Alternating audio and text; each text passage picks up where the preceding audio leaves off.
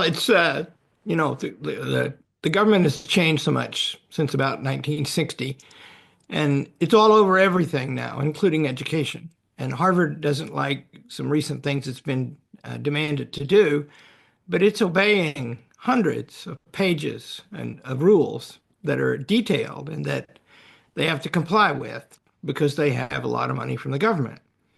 And so the obvious solution would be don't take the money from the government, which is what we do. Never have done that. I managed to make it work. We're not as rich as Harvard. Nobody is. But it's kind of noble that I don't much at all believe in the cause that they're defending. I even think it's a violation of the principles of Harvard. But the fact that they're defending it is good, and maybe they should have the complete courage of their convictions and just give it up. Wouldn't that be good? I think it's a lot of money. I think it might, it's $2.2 billion that's at stake immediately. And that might be, it's hard to tell, that might be the annual amount they get. And if that's true, that gets on for $90,000 per student at Harvard. That's a lot of money. And they have a lot of money. They have a very big endowment. Uh, Maybe they could make it on their own. I recommend it. We all have a right of free speech. If you join an academic community, you don't get to say whatever you want. You can't go to physics class and talk about English lit. Also, you can't spit on people because they're Jews or denounce them or call them dirty Jews because that breaks down the friendship that is necessary to the partnership of a college. The college is a partnership. Now, having said that, of course, you have to be free. Like, you shouldn't say dirty Jew. It's perfectly legitimate to say, I don't agree with it, but to say Israel took that land and they don't have a right to it. And then the response would be, okay, see if you can prove that. That's an academic undertaking. Shouting, preventing people going to class, threatening them personally, that breaks down the academic community. They shouldn't be doing that. And it's, because the 64 Civil Rights Act is written in a certain way, probably if they permit that kind of activity, Harvard is in violation of that act. And that act applies to every organization in America. You shouldn't discriminate on the grounds of race or religion. And effectively, they have been doing that because those riots and those protests, and it's more than making them feel uncomfortable. They have been directly threatened, and some have been assaulted. And that you have to stop that. Any organization should stop that, especially a college should stop that. We have taken the view, the federal aid to colleges as a direct and large thing begins in about 1960, codified in the 1965 Higher Education Act. Before that, the idea was that the society needs to be independent of the government in order to control the government. That is the definition of a liberal society.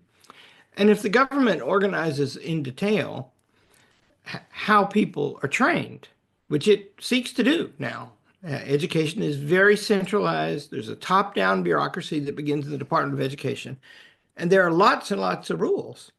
And the truth is, it violates the spirit of education specifically because education happens in the soul of each student, and the best people to assist are the ones near the student. So the sovereignty, the authority should be close to the student.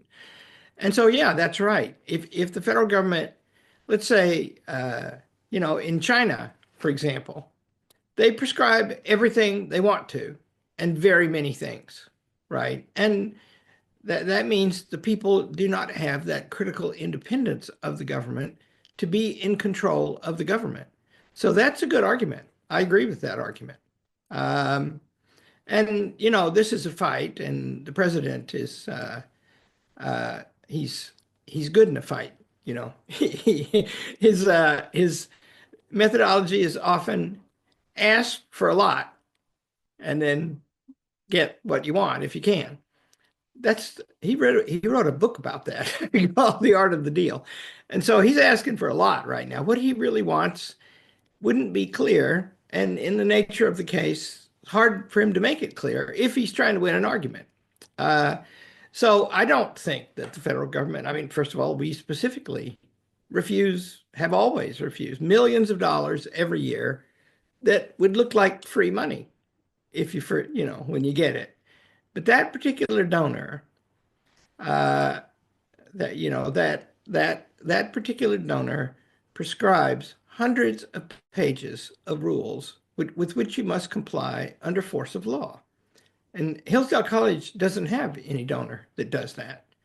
As a matter of fact, if you give money to Hillsdale College, and I'm happy to report hundreds of thousands of people do, well, it's advertised what we do and what we've done since 1844. And if you don't like that kind of thing, don't give the money or give it somewhere else, you know? But, and that means that we have a contract with everybody, and the contract begins with the mission of the college that was written 182 years ago. So that's a solid way to proceed, and it allows the society to be vibrant and to operate fluidly and in accordance with public opinion as it forms and changes over time. So this other way, this way that we proceed, too much of the government, the president is trying to do something about this. We've centralized so many things in America. We've moved the percentage of the gross domestic product that's in the government from 12% in 1930 to about 50% now. That's huge. And we have exaggerated the operations of the federal government, so it's involved in everything. In the 20s, in the 1930s, and any time before, the federal government was maybe around 20%, a bit less of the gross domestic product. No, I'm sorry, of the government pie, of the money that's in the public sector, which is much greater now relative to everything else. It was about 25%, less than that. Now it's the most, right? It's over 60%. And so we've centralized things to a terrible degree. And, I personally think that what Harvard is up to, Harvard is a very elite and excellent institution, and it's the oldest university in America. And the standards are high, and they do great things there. They also do, in my opinion, some very bad things that are violative of their own mission, of what they're for. And so they shouldn't do that, right? But I don't think that it should be in the ken of the government to dictate in detail what they do. It becomes so because they give them a lot of money. And in the argument on first of all, I don't think there's any serious argument that it's a good idea for fellow students to call each other dirty Jew. I don't think that's right. And if it happened here at Hillsdale College, I'd say, cut that out.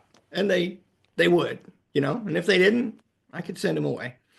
But we start with an agreement here that Harvard should start with, that we're going to get along with each other so that we can argue all we want to.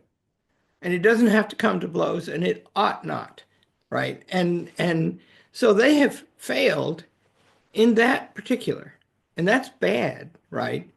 And then, the regs in the Department of Education are very detailed, and they govern, I was once told by a lawyer, I asked a lawyer, I was curious about Title IV of the Higher Education Act, which is apparently the thing that governs student aid, which is, a lot of money. The loans are $1.7 trillion right now. And he said to me, well, there's no use in that. You won't be able to read it. And I said, well, I'm pretty smart. What are you, a lawyer? And he said, no, I can't read it either. We have a specialist in our firm. She's the only one who understands it. That's not law, right? And Harvard is living under that. And by the way, asking for more continuously. And so they get the money. I read somewhere, I don't know how much they get, but I read somewhere that it's this $2.2 billion that's at stake, apparently an annual amount. that their total expenses are 6.3 billion. If that's true, then the government's paying for about a third. That's a lot. And that's wow. You know, my budget is not as big as Harvard's, but if somebody sent me a third of it, I'd be happy that day. you know, and so it's a lot of money, and the cost of it is this compliance.